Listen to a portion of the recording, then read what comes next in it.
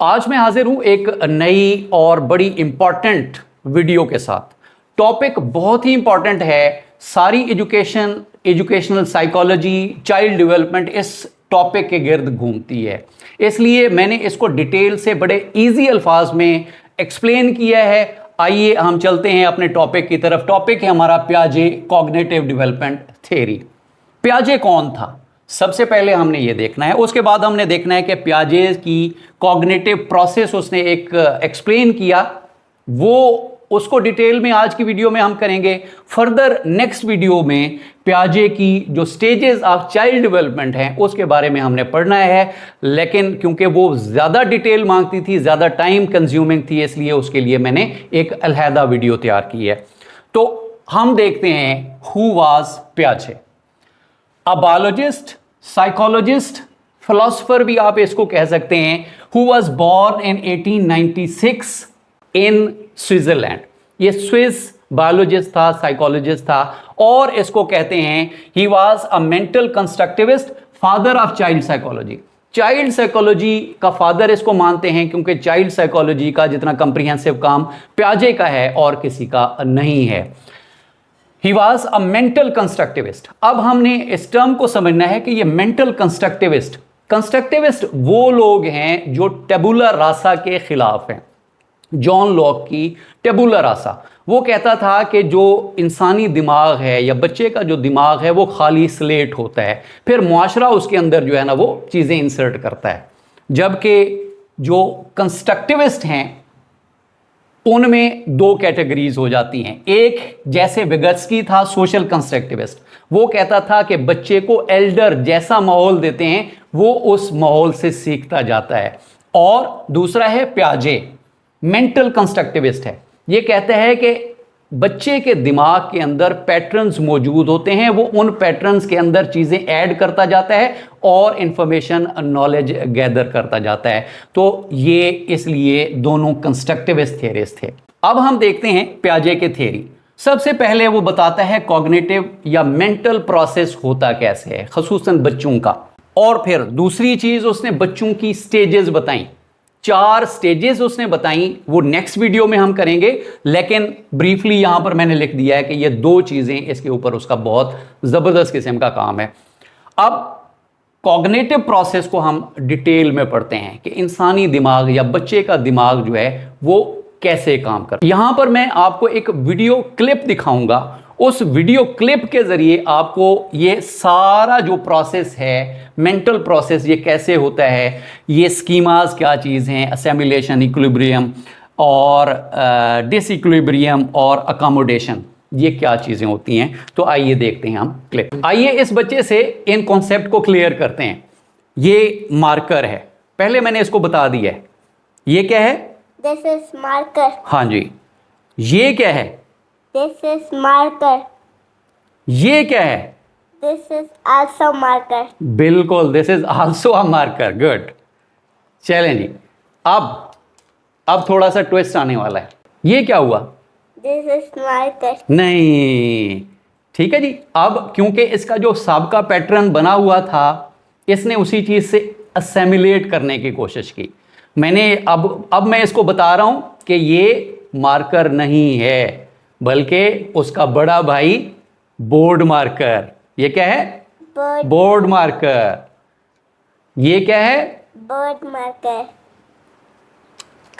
ये क्या है? Board marker. Thank you, welcome. Welcome भी इसने कह दिया। चले, अभी इस क्लिप से आपको समझ लगा होगा कि बच्चे का जो दिमाग है उसके अंदर स्कीमा है, उसके अंदर स्ट्रक्चर्स हैं, पैटर्न्स हैं, चंक्स ऑफ इंफॉर्मेशन है। इंफॉर्मेशन बॉक्स इसको मैंने लिखा है। उसको पहली मर्तबा मैंने ये मार्कर इंट्रोड्यूस करवाया तो तब उसने असेमिलेट किया, न्यू नॉलेज उसको मिला, नए ऑब्जेक्ट का नाम उसको पता चला। फिर दोबारा जब दूसरी मर्तबा उसको मैंने दिखाया तो फिर उसने असेमिलेट कर लिया कि ये मार्कर है। तीसरी मर्तबा भी उसने कहा this is also a marker. तो न्यू नॉलेज और न्यू इंफॉर्मेशन मिल रही है। फिर जब जब उसको देखेगा तो वो वही चीज, वही ऑब्जेक्ट बता देगा। इसका मतलब है न्यू नॉलेज आए या एग्जिस्टिंग नॉलेज यानी पहली मर्तबा मार्कर, फिर वो मार्कर बताता रहा, तो इसका मतलब है ये असेमिलेट कर रहा है। तो इस चीज को असेमिलेशन कहता है प्याजे। न्यू नॉलेज है या पुराने नॉलेज के अंदर वही चीज है, सेम चीज है। यहां पर आपने याद रखना है कि मार्कर मार्कर और मार्कर, जब तक वो मार्कर बताता रहा तब क्या था जी, इक्विलिब्रियम चल रहा था, उसको कोई मेंटल इम्बैलेंस, कोई प्रॉब्लम नहीं हो रहा था, तो उसने हर दफा आसानी से बता दिया कि ये मार्कर है। तो वो इक्विलिब्रियम की स्टेट में था उसका माइंड, उसको परेशानी नहीं हुई। फिर क्या हुआ, मैंने थोड़ा सा चेंज किया, मैंने मार्कर की जगह उसी का बड़ा भाई बोर्ड मार्कर दे दिया, तो उसको डिसइक्विलिब्रियम हुआ, थोड़ा सा वो परेशान हुआ और उसने गलत बताया। तो उस परेशानी के आलम में फिर मैंने उसको इंट्रोड्यूस करवाया कि नहीं, ये मार्कर से मिलती जुलती चीज है, लेकिन इसको हम बोर्ड मार्कर कहते हैं। तो उसका डिसइक्विलिब्रियम खत्म करने के लिए मैंने उसको इंफॉर्मेशन दी या उसने खुद खोज लगाया, तो उसने नया नॉलेज थोड़ा सा चेंज शुदा, उसने नॉलेज को अकोमोडेट किया और फिर उसके लिए ये अकोमोडेट कर लिया उसने पुराने नॉलेज के अंदर कि ये बोर्ड मार्कर है। फिर दूसरा दिखाया, फिर बोर्ड मार्कर है, तो अब उसकी अकोमोडेशन होगी। तो ये सिलसिला है असेमिलेशन, इक्विलिब्रियम, डिसइक्विलिब्रियम और अकोमोडेशन का। उम्मीद है आपको समझ लग गई होगी। दो चीजें आप याद रख लें कि जब नया नॉलेज होगा या उस जैसा होगा, वही होगा सेम, दोबारा कोई वो चीज़ से इंटरेक्शन करेगा उसी चीज़ से, उसको याद आ जाएगा, तो हम इसको असेमिलेशन कहेंगे। वहाँ पर उसको परेशानी नहीं होगी, इक्विलिब्रियम होगा उसका, मेंटली सेटिस्फाइड, मेंटल बैलेंस होगा। उसके बाद थोड़ी सी तब्दीली के साथ कोई नई चीज़ आती है, तो वो पुरानी चीज़ क्योंकि देखी हुई थी उसने, थोड़ी सी नई चीज़ आती है तो डिसइक्विलिब्रियम हुआ, उसको थोड़ी सी परेशानी आप इसको कह सकते हैं।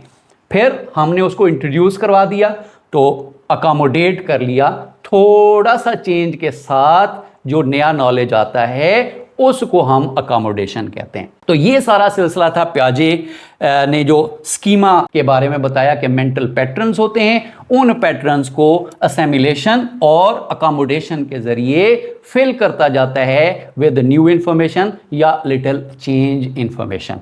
तो ये था आज का सारा हमारा जो कॉन्सेप्ट था रिगार्डिंग कॉग्निटिव प्रोसेस। अगली वीडियो में हम देखेंगे स्टेजेस के हवाले से, बहुत ही इंपॉर्टेंट स्टेजेस हैं, हर इम्तिहान के अंदर आपको फेस करना पड़ेंगी, और इनका कॉन्सेप्ट थोड़ा सा डिफ़िकल्ट था, इसलिए मैंने इसके ऊपर थोड़ा सा ज़्यादा मेहनत की है, एक क्लिप के ज़रिए आपको आसान तरीके से समझाने की कोशिश की है।